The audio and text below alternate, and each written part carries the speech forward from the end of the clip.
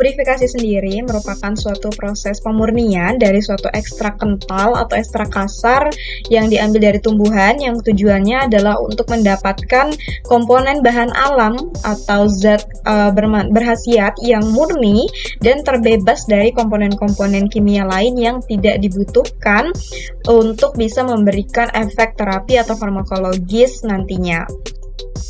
Nah, di sini saya mengacu pada jurnal uji aktivitas antibakteri ekstrak terpurifikasi daun mangga arumanis yang dipublikasikan oleh Dewi Andini Kunti Malangsari dan juga Elia Zulfa pada jurnal Farmasi Galenica, di mana jurnal Farmasi Galenica sendiri itu sudah terakreditasi Sinta 3. Nah, lalu apa yang ingin kita tuju dari proses purifikasi itu sendiri? Jadi, proses purifikasi utamanya adalah proses purifikasi ekstrak daun mangga arumanis, bagaimana dalam jurnal ini, itu adalah untuk meminimalkan zat balas itu ikut tersari. Jadi, zat balas itu adalah pigmen-pigmen yang dia ikut serta dalam ekstrak kasar itu, tetapi dia tidak bisa memberikan efek terapi sebagaimana senyawa utama, yaitu berupa flavonoid kalau di sini.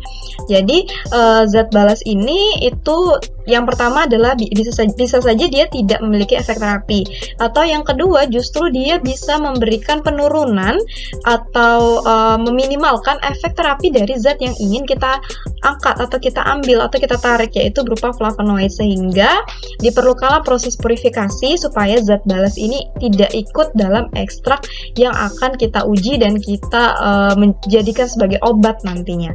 Nah, selanjutnya adalah metode pembuatan ekstrak terpurifikasi daun mangga arumanis, di mana proses pembuatan ekstrak ini pertama dilakukan sortasi dari daun mangga itu supaya tidak ada komponen lain yang ikut serta nanti pada proses ekstraksi.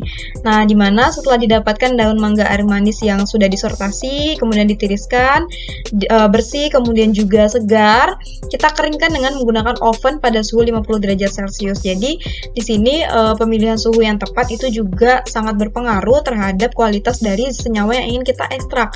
Kalau suhunya terlalu tinggi, itu bisa merusak senyawa flavonoid yang ingin kita tarik. Nah, maka di sini dipilihlah suhu yang tepat, yaitu 50 derajat Celcius. Nah, kemudian simplicia daun mangga arumanis diserbukkan atau dihaluskan.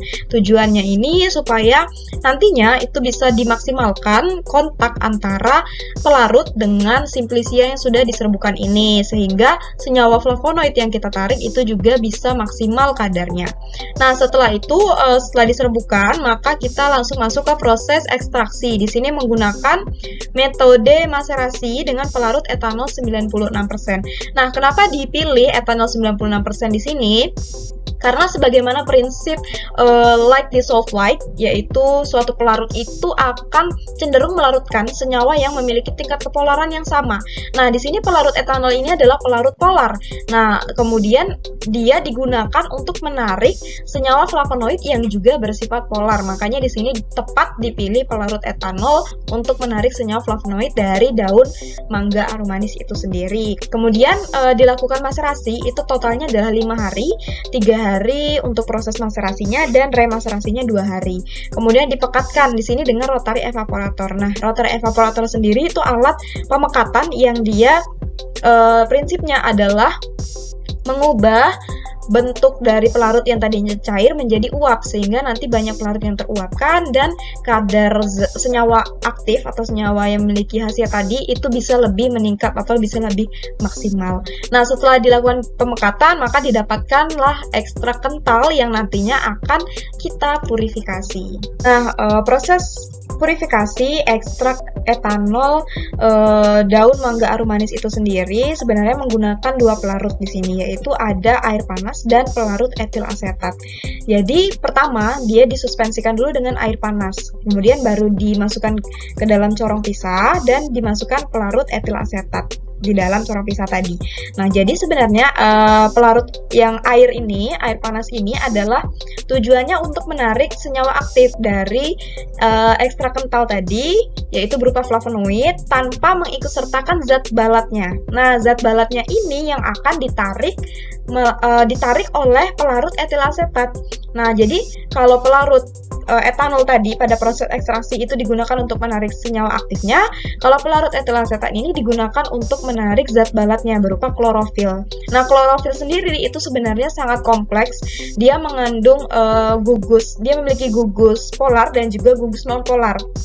Maka dipilihlah di sini pelarut etil asetat yang sifatnya itu semipolar, jadi berada di antara sifat polar dan juga sifat nonpolar, sehingga cocok untuk digunakan menarik senyawa berupa klorofil tadi.